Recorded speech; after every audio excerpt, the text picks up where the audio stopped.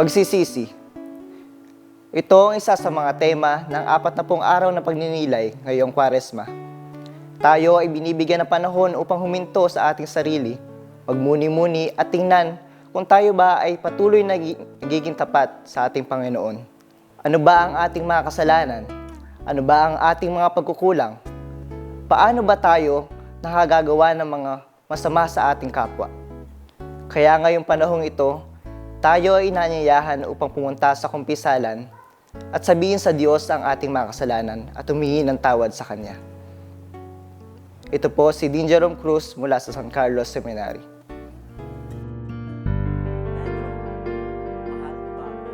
Pagsisisi. Ito ang isa sa mga tema ng 40 araw na paninilay ngayong Kwaresma.